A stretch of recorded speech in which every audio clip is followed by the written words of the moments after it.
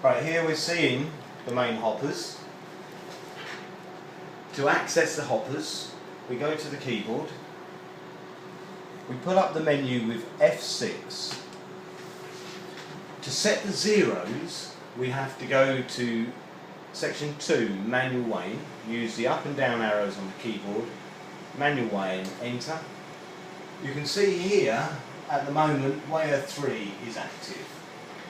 Weigher 3. If we want to change this to one of the other ones, for example weigher 4, we press F8 to search the different available weighers. We go down to the one we want, W4, on the arrows. Press enter. Now you have zero, adjust and net. So you can zero adjust if there's a zero error in it. Very often what the guys have done here is they've tared. So we go to net, and if you now watch W4, I press enter and that zeroes off that scale. Now all I need to do is press escape. Takes me back to manual weighing. I press enter. I want a different weigher, so I search on F8. F8. I'm going to go to W1, which is already on, and I'm going to net it, and you'll see W1 go from 1 kilo to 0. I escape. I enter. F8. Now I'm going to go to W2, enter that, and I'm going to net that, and it will go from 6 kilos to 0. So that's the first thing you do, is to set the zeros on all the weighers. If I press escape, I'm back to this menu now. If I go down to calibration, enter that, measuring inputs, enter that. Here we are now with weigher 3 actives. We have a tare weight, 105.3334, and we have a cow factor of 0.004351001. Both these figures should be written down before you do any work on the hopper, so that you can recover it to the position it was at. To make an adjustment, you have a row of figures. This is the most impacted down to the least impacted.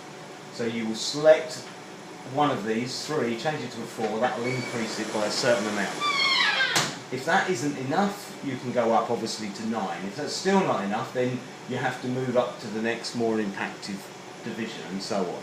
So you may be making adjustments down here for a small error, or up here for a larger error. Once you've made the adjustment, you press F12 on the keyboard to save it. The new factor figure will appear and the adjustment will be implemented on the screen. If you've gone too far, you simply go back, adjust again, F12 to save it until you get it right. If you make a small top end adjustment, very rarely do you need to do anything with a 0. If you were making a large correction, you would need to come back to 0, and you would need to correct the tare factor to get the thing back to 0.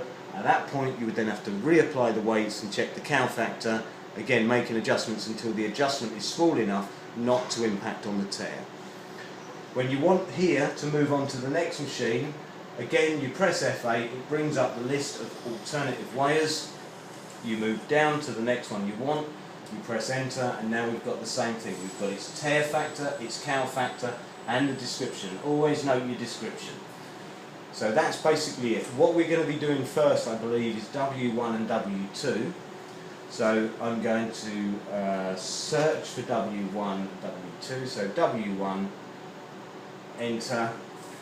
Now we'll just write down the tare factor. W1T equals 1115.0056, and we'll write down the cow factor, 0.1109900003.